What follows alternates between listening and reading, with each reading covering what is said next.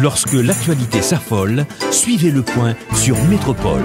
Le Point, tous les matins à 8h30, reprise 1h30. Le Point est une courtoisie de MSC Trading et la BNC. Le plan épargne retraite BNC, une assurance pour votre famille et vos employés. Mesdames, Messieurs, bonjour. Merci de nous rejoindre sur Métropole à l'heure de la rubrique Le Point. Ce matin, à l'espace de cette émission, nous allons parler santé. Et pour en parler, nous avons avec nous une Rwandaise, c'est le docteur Agnès Binagwa-O. Le nom est bien prononcé. Absolument. Je n'ai pas écorché votre nom. Très bien prononcé. Alors, ça fait déjà une semaine depuis que vous êtes en Haïti. Qu'est-ce que vous avez vu et dans quel cadre vous êtes là avec nous ici en Haïti? Donc, je suis recteur d'une université, l'université de Global Health Equity, donc la santé globale équitable, qui est basée au Rwanda. Et je suis venue ici pour voir une association sœur, parce que l'université que je dirige appartient à Partner Health et l'association sœur. C'est quelle université? Global Health Equity, Okay. donc l'université de la santé globale équitable. C'est une université qui est une université des sciences de la santé et dont tous les étudiants, qu'ils soient médecins, infirmiers, apprennent à maîtriser la délivrance des soins d'une façon équitable. Et ça change la façon dont les soins sont donnés, la façon dont les cours sont donnés, même les cours de physiologie ou autres, parce que l'être humain est pris dans son ensemble. Mais tout ça, c'est tout un programme qui fait que cette université est particulière. Mais pour revenir à ce que je fais ici, je suis venue voir les Amis de la Santé, qui est une organisation sœur de Partner Health. Partner Health étant le propriétaire de l'université que je dirige. Et dans mon pays, il y a aussi une association sœur de Partner Health qui s'appelle Inshuti Ubuzima. Donc je suis venue ici pour les voir, mais aussi pour rencontrer ceux qui donnent et éduquent les jeunes cliniciens dans le pays. J'ai rencontré tous les deans des facultés de médecine du pays. C'était une réunion très intéressante et il faut favoriser ces échanges entre pays qui ont les mêmes problèmes, qui sont au même niveau de développement et qui veulent vraiment décoller et décoller vite. On sait pas mal de choses sur vous. On sait que vous êtes médecin, on vient de le dire, pédiatre, ancienne ministre rwandaise de la Santé. Est-ce que vous pouvez, en peu de mots, nous retracer votre parcours? Je suis née au Rwanda. À l'âge de 3 ans, ma famille est partie en Belgique parce que mon père allait faire ses études de médecine. Pendant que nous étions là, les premières tueries ont commencé et mes parents ont décidé, début 60, de ne jamais retourner au Rwanda parce que s'ils retournaient au Rwanda, ils risquaient d'être victimes des tueries. C'était les Tutsis que l'on visait. Mon père s'est établi dans d'autres pays africains et moi je suis revenue en Belgique pour faire mon secondaire, mes études universitaires. Puis je suis partie travailler quelques années au Gabon. Je suis revenue en France pour faire ma spécialité. Et ensuite, après le génocide de 1994 contre les Tutsis, nous avons décidé en famille de rentrer au Rwanda pour participer à la reconstruction du pays. Et vous avez participé, vous-même, spécifiquement, c'était au niveau de la santé. Ah oui, c'est mon domaine, la santé, la délivrance des soins et aussi éduquer à cela. Bien. Combien de temps ça vous a coûté pour redresser la situation au Rwanda, dans le domaine de la santé bien sûr, après le génocide de 1994? Mais les premières années étaient très difficiles parce qu'il n'y avait rien, tout était détruit. Mais, et puis il faut noter que je n'ai pas fait ça seule. Il y a des centaines et des centaines de Rwandais qui ont travaillé dur, jour et nuit, pour collectivement redresser et recréer un système de santé. Mais ce qui est bien, c'est que les politiques et les leaders du Rwanda ont reconstruit le pays avec un focus sur les plus vulnérables. C'est-à-dire, qui sont les plus difficiles à atteindre? Qui sont ceux qui échappent au programme que l'on met en place pour la nation? Et souvent, on sait que quand on est pauvre, on n'est pas instruit, on peut faire tout ce qu'on veut, établir tout ce qu'on veut, ils ne vont pas venir chercher le service. Donc, comment aller vers ces personnes-là? Et ça, c'est le développement de la santé communautaire. Et puis, créer un système de transfert pour qu'ils puissent arriver au centre de santé, du centre de santé à l'hôpital si nécessaire, et de l'hôpital à l'hôpital de référence si nécessaire. Donc, ensemble, on a créé toutes les politiques pour mettre ça en œuvre, mobiliser l'argent pour que ça puisse se faire, mais avec comme principe l'équité basée sur le genre, l'équité basée sur la géographie, faire en sorte que tout ce qu'on développe petit à petit, parce que ça prend des années, mais soit de façon équitablement répartie géographiquement, pour couvrir un hôpital par district, un centre de santé par secteur, 3 agents de santé communautaire par village. Mettre tous les partenaires autour de ce programme national et les faire travailler comme un. C'est votre première visite en Haïti, mais n'empêche que vous connaissez le pays et vous avez même des amis. D'ailleurs, vous êtes là par invitation. Et est-ce que vous avez déjà pris le temps d'approfondir vos recherches sur le système sanitaire en Haïti, parce que notre système, on le dit souvent à la radio à longueur de journée, c'est un système assez malade, la santé en Haïti est malade elle-même. Qu'est-ce qui diffère? Le sens de ma question, c'est qu'est-ce qui diffère le système sanitaire rwandais du système sanitaire haïtien, par exemple? Bon, j'ai pas eu le temps. J'ai vu beaucoup de gens, beaucoup de monde. J'ai parlé avec le secteur éducatif, j'ai parlé avec votre directeur général de la santé. Je n'ai pas eu le temps de faire une analyse. Je crois que ce sont des choses qui demandent une analyse. Mais ce qu'il faut, et ce qui a aidé mon pays à créer un système qui répond aux besoins de la population et en ayant le maximum de santé en dehors de chaque franc ou de chaque dollar qui est dépensé, c'est avoir des politiques basées sur l'évidence, avoir des politiques basées sur l'équité. Et ça s'apprend. Et nous l'avons appris. Et ce sont ces principes-là que nous développons et que nous enseignons. Et nous avons, avec les Amis de la Santé à Mirebalais, décidé d'ouvrir un campus d'enseignement et de donner ces enseignements et ces principes et de montrer comment les mettre en œuvre. Ça, ce sera la contribution, parce que de toute façon, plus la santé évolue dans le monde, plus tout le monde en est bien. Donc, avec l'appui du ministère de la Santé, l'appui des Amis de la Santé, de Partner in Health, et aussi des doyens des écoles de médecine à travers les pays, je crois que beaucoup de choses peuvent être faites. Nous allons parler de l'équité de genre en matière de santé, mais juste avant, dites-nous, comment est l'accès à la santé au Rwanda? Est-ce que toutes les catégories sociales ont accès à la santé, aux soins de santé au Rwanda? Bon, l'espérance de vie au Rwanda est plus élevée qu'ici, mais toujours n'atteint pas le potentiel humain possible. C'est à combien? Ça s'approche de 70 ans. 70, autrement dit. Mais ce qu'il y a, c'est que j'ai déjà parlé de l'équité basée sur la géographie. Mais il y a aussi briser les barrières financières. Parce qu'on a atteint ces résultats, mais on est toujours un pays pauvre. On est au même niveau qu'Haïti. Et avec ce niveau-là, si on laisse la population se débrouiller financièrement pour l'accès aux soins, le jour où on a 1 ou 2 personnes malades dans la famille, si c'est le jour ou la semaine ou le week-end où on n'a pas de cash, où on n'a pas d'argent, où c'est la fin du mois, où il y a d'autres problèmes, la personne reste malade et n'a pas accès aux soins.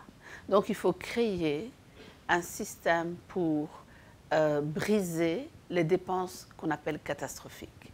Et ça s'appelle une assurance de santé. Il y a moyen de faire des assurances de santé qui sont à la mesure économique du pays. Les 15 dernières années, on a construit ça au Rwanda. Ça prend du temps, ça se réfléchit. Tout n'est pas réplicable, les principes sont réplicables. Donc on peut utiliser ces principes pour faire la même chose dans n'importe quelle partie du monde. Et aujourd'hui, 91% des Rwandais ont une assurance de santé. 91%. 91%. Il faut savoir qu'il y a une prime de base que l'on paye pour 5 $ par personne, par membre de famille, dans les familles moyennes, 12 $ dans les familles aisées, mais 0 dans 25% de la population, parce qu'ils sont trop pauvres que pour pouvoir payer ça pour chaque membre de la famille. Mais c'est une assurance qu'on dit communautaire. Et cette assurance est que on ne peut pas assurer un membre de la famille, on doit assurer la famille. La famille. Excusez-moi, est-ce que vous êtes en train de nous dire que la chance pour qu'un Rwandais malade meure faute d'argent est très mince? Normalement, oui. Normalement, oui. Parce que d'abord, s'il va à l'hôpital, il y a l'obligation de le soigner, il va amener son assurance après. La famille va l'amener. Et puis, il doit payer 10% à chaque point de santé. Ça veut dire qu'il paye 10% de ce qu'il payait avant 100%. Et cette assurance est largement subventionnée par l'État. Il n'y a aucun pays au monde où l'État n'intervient pas quand il est question de santé. La santé de la population coûte, rien n'est gratuit. Mais la santé de la population amène une meilleure productivité. L'argent rentre dans les caisses de l'État autrement, et largement. Et aussi le bien-être de la population, le développement de la population. Donc tout ça compte dans la balance. Pas de développement sans santé de base. Au niveau de superficie, si ma mémoire est bonne, je crois que le Rwanda n'est pas trop loin d'Haïti. C'est 26 000 kilomètres carrés, c'est ça. Oui. 338 kilomètres carrés, oui. Avec une population de 11 millions. 12 millions aujourd'hui. Bon, en 2016, c'était 11,92 millions. Oui. Aujourd'hui, en 2018, c'est 12 millions. Donc, c'est pareil. Pour Haïti, combien de médecins il y a pour mais ce que je ne sais pas combien de médecins vous avez. Desservir la population. Pour l'instant, nous avons une école de médecine qui arrive au niveau des dernières années de médecine. Nous allons commencer une école de médecine en 2019 et c'est tout. Vous avez la chance d'avoir plus de 5 écoles, facultés de médecine, d'avoir un programme de spécialisation qui a été mis au point grâce aux facultés de médecine, mais grâce à l'appui des Amis de la Santé de Partner Health. Donc, vous n'êtes pas si mal lotis. Vous êtes mieux lotis que nous le sommes. Et vraiment? En termes de nombre, oui. Ok. Le nombre. Mais l'argent ne fait pas tout. Il y a des pays riches qui ont une santé de base qui est bien pire que la nôtre. Il y a des pays pleins de médecins qui ont une santé de base bien pire que la nôtre. Donc ce n'est pas tout d'avoir l'argent, d'avoir les personnes, d'avoir les programmes. Il faut mettre ça, le faire fonctionner ensemble pour le bien-être de la population. Et travailler comme un team. Faire en sorte que les programmes travaillent ensemble en synergie, que la santé soit construite autour des êtres humains, pas des êtres humains d'une façon fragmentée, et que les services de soins soient accessibles. Géographie, c'est pas peu, il ne faut pas que les gens passent des heures pour chercher le service ou le diagnostic ou les médicaments, ou bien ont à choisir entre je vais me faire un autotraitement ou je vais faire un diagnostic et je n'aurai pas l'argent de faire le traitement. Donc tout ça, ça demande vraiment une réflexion sociale. On voit en Haïti, c'est la dernière question que je vais vous poser avant la pause, parce qu'on doit observer une pause pour la seconde partie de l'émission. On voit en Haïti qu'il y a une prolifération des écoles d'infirmières. Nos jeunes filles, plutôt que d'aller vers la technologie, vont vers les sciences infirmières. Est-ce que c'est pareil pour le Rwanda? Est-ce qu'il y a beaucoup de demandes en matière de santé? Au Rwanda, il y a 7 écoles d'infirmières. Seulement 7? Qui peuvent produire environ 500 infirmières de qualité chaque année. Chaque année. Donc, éduquer les jeunes n'est pas le problème. Bien les éduquer, c'est notre devoir. Donc, si les pays en voie de développement ont un nombre de jeunes énorme, et c'est ça la richesse que l'on a, ce sont nos gens. Donc, bien les éduquer, c'est bon. Les éduquer, eh bien, ils peuvent même aller travailler ailleurs ou travailler dans le pays, mais ils vont avoir de quoi subvenir avec dignité à leur vie. Donc, moi, je ne suis pas contre éduquer. On peut multiplier les écoles, que tous les jeunes du monde entier aillent à l'école et la capacité de diriger leur vie et de subvenir à leurs besoins. Oui, ce n'est pas là le problème. Mais il faut les éduquer sur un niveau qui soit internationalement valable. Que ce jeune, si pour une raison ou une autre, se retrouve dans le pays voisin ou travaille à la maison, qu'il travaille selon des standards qu'il a appris et qui sont très bons. Et c'est pour cela que vous êtes en partie en Haïti, pour voir comment il pourrait y avoir une homologation des diplômes en Haïti et dans d'autres pays, non? Non. C'est pas un volet de votre travail? Non. Le volet, c'est de faire une collaboration avec les écoles de médecine de Haïti et les écoles d'infirmières. Donc, je crois que l'homologation, ça c'est le problème, c'est un problème haïtien, dans lequel je ne peux pas intervenir. Mais si j'ai bien compris, je crois que le débat à Haïti est en train de se faire. Et le débat est d'importance. Parce qu'aujourd'hui, la globalisation va rattraper n'importe quelle île, n'importe quel pays. Et un jeune qui est à Haïti, c'est un jeune du monde. Donc son diplôme doit avoir la valeur. C'est comme un jeune qui est au Rwanda, c'est un jeune du monde. Son diplôme doit avoir de la valeur partout où il sera. Il doit pouvoir être fier de l'éducation qu'il a reçue parce que ça correspond aux standards. Et je suis très contente que Haïti est en train de revoir et de faire l'accréditation. Hier, le grand débat, c'était sur l'accréditation. Et accréditer les écoles de médecine, par exemple, nécessite d'accréditer les hôpitaux où on va apprendre aux jeunes médecins la pratique. Et ça nécessite d'accréditer année par année, de telle sorte que chaque enfant haïtien qui suit ses études puisse être sûr qu'il est aussi bon que n'importe quel enfant éduqué, même dans les pays qu'on dit développés. Il n'y a aucune raison. L'éducation, c'est un transfert de connaissances. Et il y a assez d'Haïtiens vraiment bien éduqués que pour transférer la meilleure des connaissances. Et c'est ce que nous voulons faire aussi dans notre pays. Docteur Agnès Bina Guao, nous allons marquer la pause et au retour, on verra avec l'ambition qui est assez titanesque, grande, l'implémentation d'un campus à Mirebalais, vous dites. À Mirebalais. Oui. Oui. Vous suivez, mesdames, messieurs, la rubrique Le Point de Radio et Télémétropole. Notre invité ce matin, le docteur Wande Agnès Bina Guao.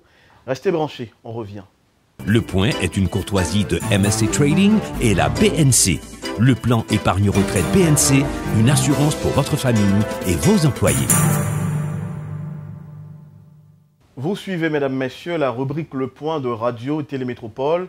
Notre invité, elle est encore là avec nous, le docteur Agnès Bina Guao.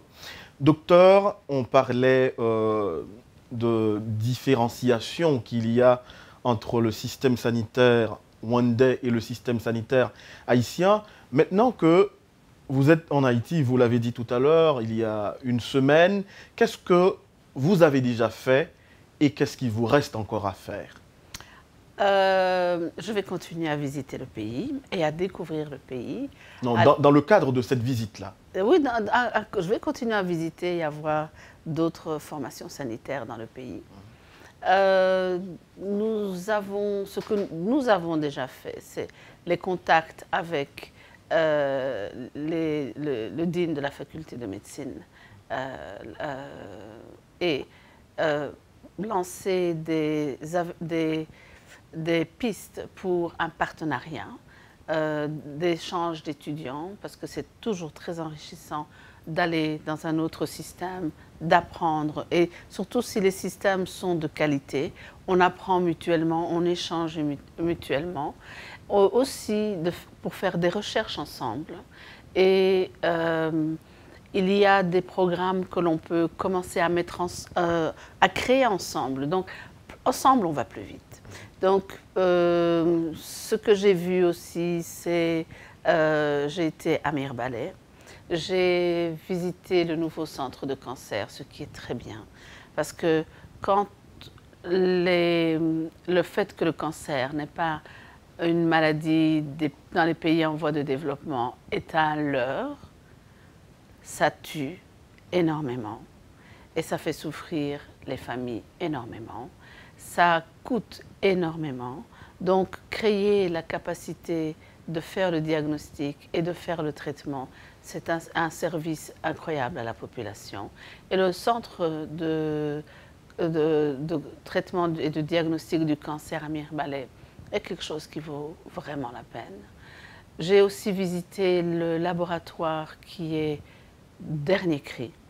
Un laboratoire où il y a tout ce qu'il faut pour faire des diagnostics de parasitologie, de microbiologie, de virologie, même des virus très dangereux au cas où il y aurait des épidémies imprévues dans le pays. Et ce sont des choses qui aujourd'hui, avec les transports des uns des autres et les grands mouvements de population, peut arriver dans n'importe quel pays. Donc ça m'a fait grand plaisir de voir comment Haïti s'équipe pour répondre à ces besoins de ce temps. Mais est-ce que ça ne vous a pas un peu surpris en voyant que le plus grand hôpital du pays ne fonctionne pas à plein régime? Je parle de l'hôpital général. Vous n'avez pas visité? Je n'ai pas visité l'hôpital général. J'ai visité l'hôpital de Mirebalais qui fonctionne à plein régime, avec des gens très dévoués, très compétents. C'est aussi un des deux hôpitaux dans ce pays qui forme des spécialistes et qui les forme bien. Et ces deux additions font que leur formation va être encore plus complète. Donc, Mirebalais est un superbe exemple de ce que l'on peut faire en partenariat, le partenariat entre le public et le privé. Et le privé, ici étant une ONG, les Amis de la Santé, Partner Health, et l'État. Donc, chacun doit y mettre sa part, selon sa mission, et la population est servie, est très bien servie. Et la fréquentation de cet hôpital, j'ai vu, ça marche à plein régime. Les autres, je n'ai pas visité, je n'ai pas vu. Je vais, après cette émission, je vais continuer mon tour. Dans votre rencontre, alors dans vos rencontres, dans vos visites, est-ce qu'il n'est pas prévu une rencontre avec la ministre de la Santé? Si elle est disponible, je la verrai, je la rencontrerai et j'échangerai avec elle avec beaucoup de plaisir et j'aimerais bien avoir cet honneur-là, oui. Est-ce qu'il y a un délai que vous vous êtes fixé pour commencer à être beaucoup plus actif? Alors je ne parle pas de vous, mais des programmes auxquels vous entendez participer, aider Haïti, tout ça. Quand est-ce que vous allez passer, bon, je ne veux pas dire de la parole aux actes, mais sur un plan plus concret? Tout dépend des besoins de Haïti. Il faut savoir que le programme selon lequel on éduque les cliniciens et les gens qui gèrent les programmes dans le secteur santé, est applicable partout dans le monde. Il faut aussi savoir qu'à Haïti, il y a des professeurs qui enseignent à Harvard, des programmes similaires, qui peuvent prendre ce programme et l'enseigner ici. Et ils le font déjà. Nous avons des professeurs haïtiens dans notre université. Harvard, Rwanda? Ah oui, ils viennent comme professeurs visiteurs. Harvard a des professeurs visiteurs qui viennent d'ici. Donc, s'ils viennent d'ici, ils peuvent aussi enseigner ici. Donc, nous pouvons, dans le futur, à la demande du pays, commencer à donner cet enseignement qui va aider à gérer le secteur santé avec une autre approche, à donner les soins de santé avec une autre approche. Autant des philosophes, je dirais, il y a toujours eu des gens qui souhaitaient dissocier la médecine de la magie. Mais ici, chez nous en Haïti, il y a une corrélation entre médecine et vaudou. Est-ce que vous connaissez quand même, vous avez une idée du vaudou? J'ai une idée du vaudou, mais une idée seulement. Une idée vague? Très vague, parce qu'il n'y a que les prétentieux qui prétendent connaître ce qu'ils n'ont pas approché. Donc, j'ai une idée du vaudou. Et pour moi, je pense que c'est une religion que les Africains esclaves ont ramené d'Afrique, transformé, avec ce qu'il y avait d'animistes venus de différents coins d'Afrique. Donc, c'est quelque chose qui est typiquement du pays. Séparer le mental, le spirituel, le physique, le sociétal, c'est à l'heure pour lequel je ne veux pas, je ne conseille à personne d'aller. L'OMS dit bien que la santé, c'est un état de bien-être mental, physique et sociétal. Maintenant, votre mental, essayez-vous, si vous êtes catholique, de séparer votre mental de votre spiritualité. Vous seriez contre. Pourquoi voulez-vous séparer la spiritualité des autres, de leur mental et de leur santé? Je crois que plutôt que de rejeter, de fermer des barrières, il faut essayer de comprendre et d'intégrer. De toute façon, si quelqu'un préfère se laisser mourir que de venir se soigner chez vous, parce que vous rejetez sa spiritualité, je crois qu'en tant que clinicien, vous devez vous mettre en question. Justement, j'allais vous poser la question. Par exemple, ici chez nous en Haïti, il y a certaines gens qui, lorsqu'ils tombent malades, préfèrent aller voir un Ougan d'abord, un prêtre vaudou, plutôt que de se rendre à l'hôpital. Est-ce que c'est une pratique au Rwanda? Est-ce que ça arrive? Non, ce n'est pas une pratique courante, mais le problème n'est pas de... Le problème est de savoir pourquoi il ne va pas chercher la médecine moderne et de se mettre en question. Est-ce que la médecine moderne est accessible, même mentalement? Est-ce que ce sont des gens qui ont confiance et qui sont culturellement, qui se sentent en sécurité de donner d'aller vraiment chercher les soins chez des gens qui les rejettent parce qu'ils ont une telle tendance spirituelle différente de la leur? Je crois que en rejetant, on peut tuer. Parce que les gens ne viendront pas. Moi, je crois qu'il faut être ouvert. Et regardez un peu, qu'est-ce qu'on fait dans les hôpitaux quand on pense que la personne va nous quitter? On appelle un prêtre. Et vous voulez que le médecin, l'infirmière, rejette la spiritualité du patient? Je crois que le patient a le droit. Je crois que c'est un droit de l'homme que d'avoir l'inclinaison religieuse que l'on veut, l'inclinaison spirituelle. Et je crois que plus on instruit, plus on doit être ouvert et voir comment on peut collaborer. Je ne vais pas me laisser convertir, non. Mais je prendrai la personne qui est devant moi dans toute son entièreté. Et sa spiritualité en est une bonne partie. Vous connaissez l'économiste William Savary, par exemple. C'est quelqu'un qui travaille sur ce volet vaudou, qui croit que le développement d'Haïti passera également, le développement économique bien sûr, passera également par le redressement de nos lacous, la prise en charge de nos lacous. Est-ce que ce concept lacou vous dit quelque chose? Je dois vous dire que je l'ai entendu la première fois il y a quelques heures et je n'ai pas exploré, donc je ne pourrai pas vous répondre.